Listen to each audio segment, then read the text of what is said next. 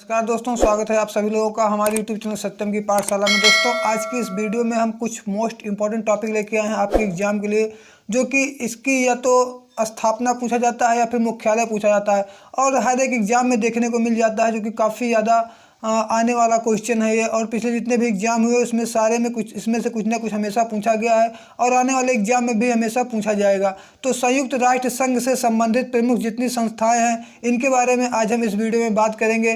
तो ये टोटल संस्थाएं की अगर बात करें तो 9 हैं, ठीक है। एक 10 है, पर जो एक है वो काफ़ी ज़्यादा मोस्ट इंपॉर्टेंट नहीं है, यानी उसकी स्थापना और मुख्यालय का पता नहीं है। वो सिर्फ एक ऐसा है, यानी ये दोनों चीज़ उसमें सम्मिलित नहीं है, तो इसलिए वो कभी पूछा नहीं जाता।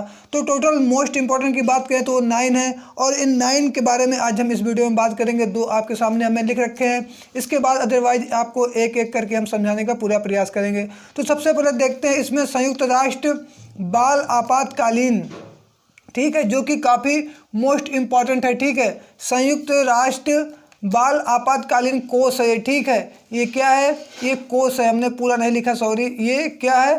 कोष है, ठीक है। तो संयुक्त राष्ट्र बाल आपातकालीन कोष, जिसे हम अंग्रेजी में बात करें तो आपको हमेशा ये लिख के आता है कि यूनिसेफ का मुख्यालय कहाँ है, ठीक है। तो इसे इंग्लिश में क्या कहते हैं? यूनिसेफ कहते हैं, ठीक है। तो इसका फुल फॉर्म अगर हिंदी में देखा जाए तो यही होता है, संयुक्त राष्ट्र बाल आपातकालीन कोष। तो इसका कई बार आपसे पूछा जाएगा, या तो इसका स्थापना पूछा जाएगा या फिर स्थापना के साथ साथ आपसे पूछा जाएगा इसका मुख्यालय कहाँ। तो अगर इसकी स्थापना की बात करें तो ये 1946 में हुआ था और इसकी मुख्यालय की अगर इसके मुख्यालय की बात करें तो ये न्यूयॉर्क में है। अब न्यूयॉर्क कहाँ है? तो ये यूएस में है, यानी अमेरिका में, ठीक है। यूनाइटेड स्टेट ऑफ अमेरिका, जिसे यूएस बोला जाता है। दूसरे की बात करें तो दूसरा हमारा आता है संयुक्त राष्ट्र शैक्षिक वैज्ञानिक व संस्कृत संस्थान, जिसे कि अगर इंग्लिश में बात करें तो उसे यूनेस्को कहते हैं। क्या कहते हैं? यूनेस्को। तो कई बार आपसे प्रश्न में 2 ही चीज़ पूछे जाते हैं, यूनेस्को, ठीक है। अब यूनेस्को का स्थापना यानी इसकी स्थापना कब हुई थी,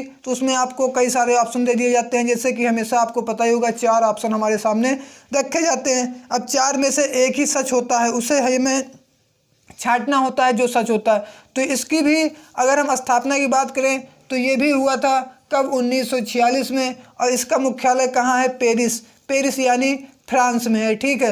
अब संयुक्त राष्ट्र बाल आपातकालीन का मतलब थोड़ा समझ लेते हैं, लिख भी सकते हैं आप लोग लिखना चाहें तो, ठीक है। विकासशील देशों में बच्चों व माताओं के जीवन में स्तर में सुधार के प्रयास करना, इसका क्या काम है? बच्चों के ठीक है, बच्चों के स्तर व माताओं के स्तर में सुधार के लगातार प्रयास करना, ये इसका उद्देश्य है। और संयुक्त राष्ट्र शैक्षिक वैज्ञानिक संस्कृत संस्थान का उद्देश्य क्या है? तो इसका उद्देश्य है शिक्षा विज्ञान व संस्कृत के क्षेत्र में विकास व अंतर्राष्ट्रीय सहयोग को बढ़ाने का हमेशा प्रयास देना है। तो इसके साथ साथ बढ़ते हैं तीसरे नंबर की तरफ और देखते हैं तीसरा नंबर हमारा कौन सा है।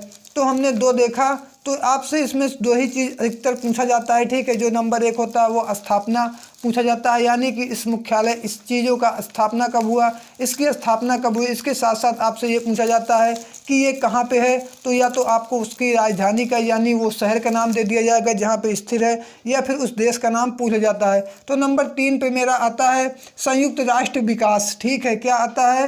संयुक्त राष्ट्र विकास। लिखते हुए चलिएगा, काफ़ी मोस्ट इंपॉर्टेंट है जितने भी आने वाले एग्जाम है। संयुक्त राष्ट्र विकास कार्यक्रम, ठीक है। क्या है? विकास कार्यक्रम।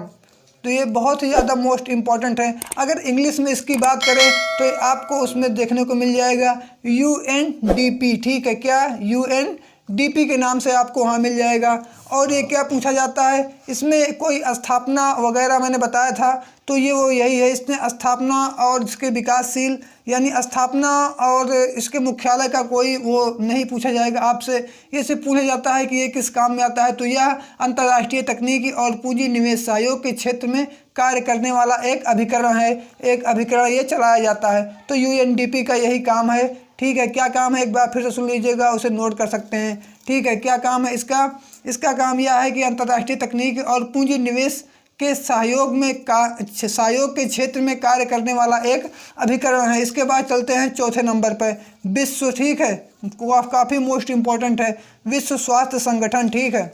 विश्व स्वास्थ्य संगठन, जो कि आजकल कुछ ज़्यादा ही चर्चित में रहा है 2020 में, ठीक है, जिसे हम कहते हैं WHO, WHO। अब इसकी स्थापना की पूछा जाता है कि इसकी स्थापना कब हुई, तो अब की तो इसे आना ही आना है क्योंकि काफ़ी चर्चित में रहा है 2020 में, तो आगे जो भी एग्जाम होगा उसमें इसे आना ही आना है। तो इसकी अगर स्थापना की बात करें तो ये भी 1946 में हुआ था। अगर इसके मुख्यालय की बात करें, क्योंकि यही दो चीज़ पूछा जाते हैं जो कि काफ़ी मोस्ट इंपॉर्टेंट है, ठीक है। मुख्यालय की बात करें तो ये है जेनेवा में, ठीक है। कहाँ है? जिनेवा में। अब ये जिनेवा पड़ता कहाँ है, कई बार आपसे पूछा जाएगा जिनेवा कहाँ है, तो स्विट्जरलैंड में है, ठीक है। कहाँ है ये? स्विट्जरलैंड में है, ठीक है। जिनेवा कहाँ है? स्विट्जरलैंड में है, तो ये भी याद रखना। इसके साथ बढ़ते हैं नंबर 5 की तरफ। नंबर 5 जो आता है ये है अंतर्राष्ट्रीय मुद्रा कोष, ठीक है। क्या है? अंतर्राष्ट्रीय मुद्रा कोष, तो ये भी काफ़ी मोस्ट इंपॉर्टेंट है, इसे भी याद रखना, ठीक है। अंतर्राष्ट्रीय मुद्रा कोष।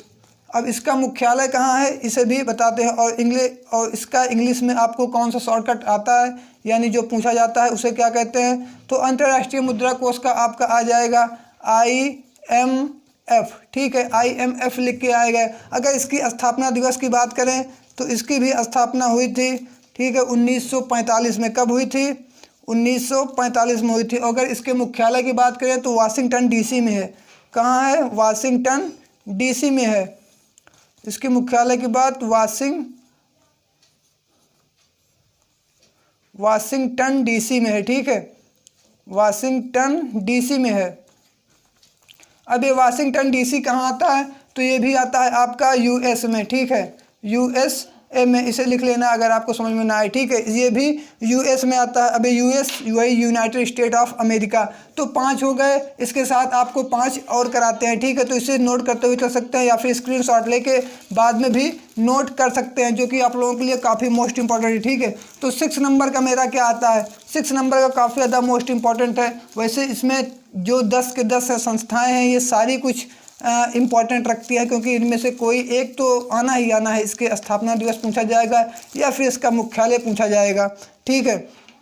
तो नंबर 6 की बात करते हैं। 5 हमने ऑलरेडी करा दिया, ठीक है। तो 6 मेरा है अंतर्राष्ट्रीय पुनर्निर्माण व विकास बैंक, ठीक है। क्या है?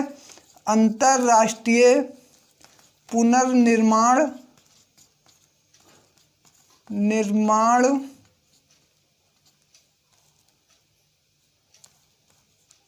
अंतर्राष्ट्रीय पुनर्निर्माण, ठीक है, निर्माण व विकास बैंक, ठीक है। तो अगर इसके इंग्लिश में बात करें तो इसका फुल फॉर्म आपको वहाँ पे देखने को मिल जाएगा।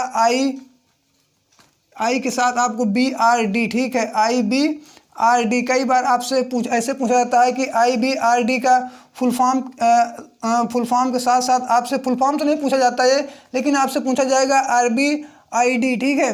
RBID का स्थापना क्या है, यानी इसकी स्थापना कब हुई थी, ठीक है। तो इसकी भी स्थापना की बात करें तो इसकी स्थापना हुई थी 1946 में, ठीक है। कब हुई थी?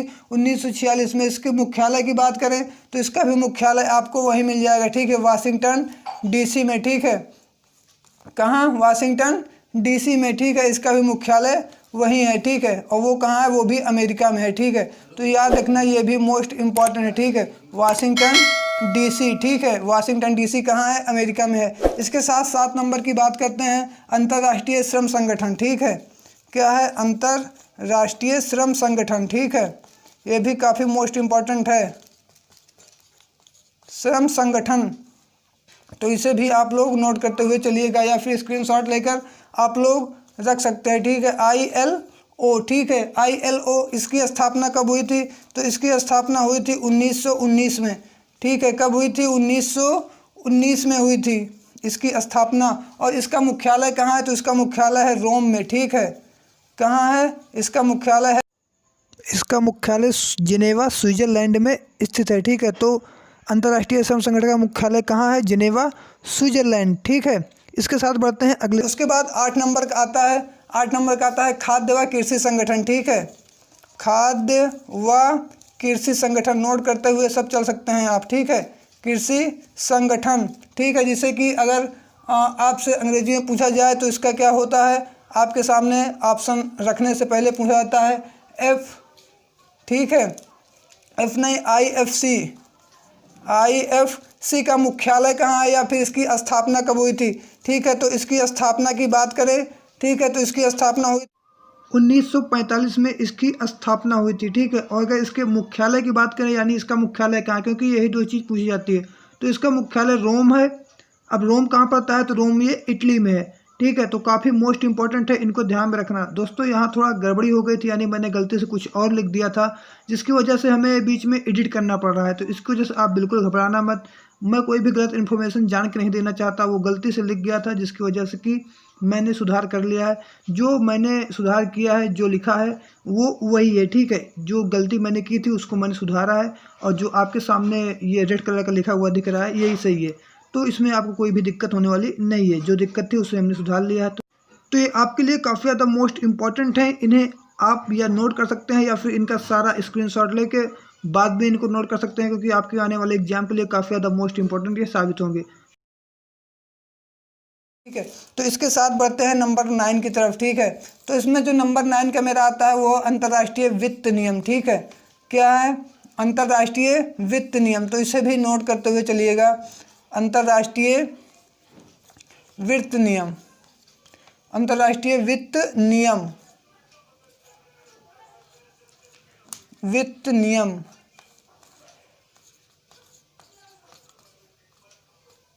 अंतर्राष्ट्रीय वित्त नियम, जिसे कि अगर इंग्लिश में बात करें तो इसका आ जाता है IFC, IFC। अब IFC का स्थापना, यानी इसकी स्थापना कब हुई थी, और स्थापना के साथ साथ इसका मुख्यालय कहाँ है। दो ही चीज़ मेन आते हैं आपसे, या तो स्थापना पूछा जाएगा या फिर उसका मुख्यालय पूछ लिया जाएगा। तो इसकी भी अगर मुख्यालय की बात करें हम, तो ये भी आपको वाशिंगटन DC में ही मिलेगा, ठीक है। कहाँ, वाशिंगटन DC, यानी ये भी अमेरिका में है, ठीक है। कहाँ है, वाशिंगटन DC, ठीक है, वाशिंगटन DC, ठीक है। उसके साथ साथ इसकी स्थापना कब हुई थी, अगर इसकी स्थापना की बात करें तो ये 1956 में हुई थी, ठीक है। कब हुई थी ये, 1956 में हुई थी। तो इसे नोट करते हुए आप लोग चल सकते हैं। इसके बाद लास्ट की बात करते हैं, तो मेरा जो लास्ट का है, ठीक है, लास्ट का मेरा है विश्व व्यापार संगठन, ठीक है। क्या है, विश्व व्यापार संगठन। तो विश्व व्यापार संगठन कई बार पूछा गया है पेपरों में भी, ठीक है, विश्व व्यापार संगठन। अब विश्व व्यापार संगठन को इंग्लिश में अगर इसके फुल फॉर्म की बात करें तो सारा का आप लोगों का एक फुल फॉर्म बना के दे देंगे, ठीक है। WTO, विश्व व्यापार संगठन, इसकी स्थापना कब हुई थी। इसकी स्थापना की बात करें तो ये 1995, ठीक है, 1995 में इसकी स्थापना हुई थी। कई बार आपसे पेपर में पूछा जाएगा विश्व व्यापार संगठन की स्थापना कब हुई थी और इसकी कार्य, ठीक है। इसकी सिर्फ स्थापना है, कोई मुख्यालय नहीं है, ठीक है। इसका कार्य आप लोगों को बता देते हैं, इसका कार्य क्या है। गैट समझौते के अनुसार, ठीक है, गैट समझौते के अनुसार विश्व व्यापार, आयात निर्यात के उदारीकरण व नियम, ठीक है, नियम हेतु कार्य करना, यानी जो देश और विदेश से आयात निर्यात होते हैं, यानी आदान प्रदान से बोल सकते हैं हम, वो जो होता है उसके जो कार्य होते हैं, उसके नियम या फिर उदारीकरण, इनको समझ के किया जाता है इसके अंतर्गत, ठीक है। तो ये कब इसकी स्थापना हुई थी, 1995 में हुई थी, ठीक है। उसके बाद बात करें अगर इसमें अंतर्राष्ट्रीय वित्त नियम के, ठीक है, तो अंतर्राष्ट्रीय वित्त नियम में आपको इसकी स्थापना 1956 में हुई थी। मुख्यालय इसका वाशिंगटन DC अमेरिका में है, ठीक है। इसके कार्य की बात करें तो विश्व में उद्योग एवं बैंक, मैंने आप लोगों को पहले ही बता दिया, ठीक है, कि विश्व में बैंक में सहयोगी संस्था है जो विकासशील व अल्पशील विकसित देशों में उद्योगों के विकास हेतु सहायता प्रदान करता है। तो ये 10 मुख्य ऐसी संस्थाएं थी जो हर बार पेपरों में पूछी जाती हैं और हर बार ये आती हैं। तो ये मोस्ट इम्पॉर्टेंट था, क्योंकि कई बार पेपरों में पूछा गया है, पिछले जितने भी एग्जाम हुए हैं और आगे वाले आने वाले एग्जाम में भी जरूर पूछे जाएंगे। तो वीडियो को इसलिए कमेंट बॉक्स में जाकर जरूर बताइएगा। साथ ही साथ चैनल पर नए आए हैं, चैनल को सब्सक्राइब करके बेल आइकन को प्रेस कर देना। हम ऐसे ही आपको यहाँ पे GS और GK की वीडियो हमेशा प्रोवाइड करवाते रहेंगे। साथ साथ आपको सामान्य ज्ञान हिंदी की भी क्लास मिल जाएगी। तो मिलते हैं आप लोगों से अगली नेक्स्ट वीडियो में, तब तक ले जय हिंद, जय भारत।